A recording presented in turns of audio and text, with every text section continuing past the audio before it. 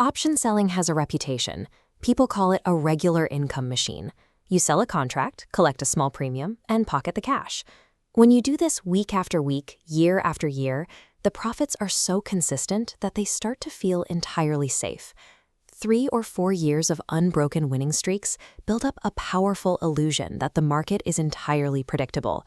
This confidence reaches a point where people actually take out personal loans at 12 or 13% interest to throw more capital into their positions. Because if the market is paying out 24% a year like clockwork, borrowing money to trade feels like simple math.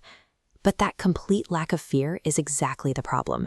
When you stop respecting the risk, you leave yourself completely exposed, and it sets you up perfectly to watch your entire life savings vanish in a single unpredictable afternoon. But the official data tells a very different story from the one traders sell themselves. According to the Securities and Exchange Board of India, 93 to 94% of people trading futures and options lose money. Out of everyone participating, only 1 or 2% manage to beat the returns you'd get from a basic, risk-free fixed deposit at a bank.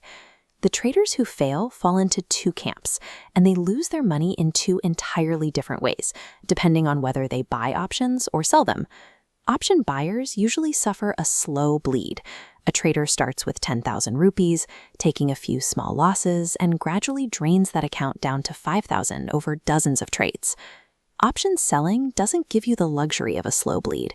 The false sense of security prepares you for a sudden, instantaneous wipeout.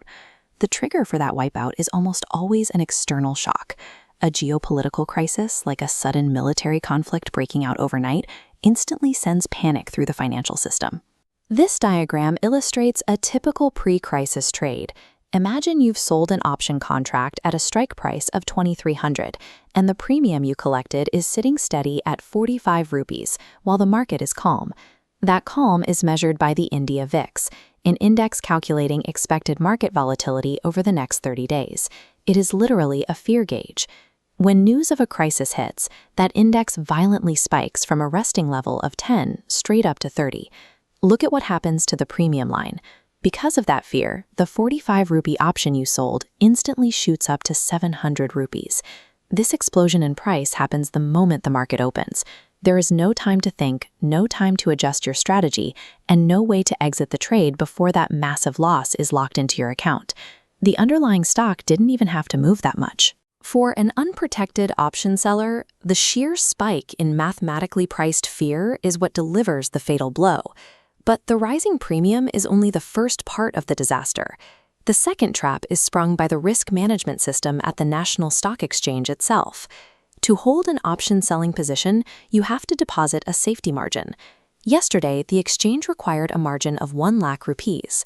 Today, because volatility spiked, their algorithms instantly double that requirement to 2 lakh rupees, demanding the extra cash up front. Most retail traders can't meet that sudden demand. They've already deployed 100% of their available capital, and sometimes even their borrowed loan money, to maximize their daily returns. There is no cash left to cover the gap. Because your account is now deeply in the negative, the broker steps in and forcefully closes your position. They buy back the option at that exorbitant 700 rupee price, permanently locking in the devastating loss. Here is the tragic part. The market itself never dropped to your 2,300 strike price. You were wiped out entirely by the mechanics of margin and fear. When traders face losses like this, they usually go looking for a new technical indicator, a better moving average, or some complex new strategy they can buy online. But none of those will save you. The only thing that ensures your survival is hedging. It is a strict, non-negotiable mathematical rule designed specifically to cap your downside risk. This comparison chart breaks down the math. On the left side, you sell a naked option to collect a 20 rupee premium. On the right, you sell the same option but immediately spend 15 rupees to buy protection. Your net profit drops to 5 rupees. This is where human psychology breaks down. Taking a 5 rupee profit when you could have had 20 feels agonizingly slow. Greed tells you that paying for protection is just throwing money away. But look what happens when a market shock hits. The naked position on the left plummets infinitely into the negative, taking your entire account with it. The hedged position hits a hard floor. Your loss stops where your protective option kicks in.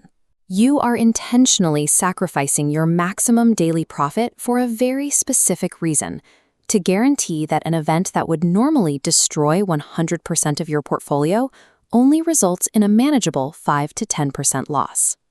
Alongside hedging, there is one absolute rule of money management you have to follow. Never deploy more than 50% of your available capital into the market at one time. Keep the rest parked in liquid funds or outside your brokerage entirely. It sounds incredibly basic. It's like a doctor telling a patient to wake up at 5 a.m. and take a walk. It costs nothing, it requires no special skills, and yet 99% of people simply fail to execute the discipline. If you have been struggling in the futures and options market for 3 or 4 years and you still aren't making money, you need to hear this. Stop throwing your hard-earned savings into a system designed to punish mistakes. There are safer ways to build wealth.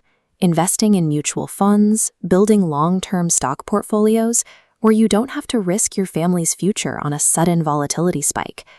Participating in the market is an endurance test. Long-term survival relies on one simple truth. It is never about maximizing how much you win. It is strictly about ensuring that no single loss can ever be fatal.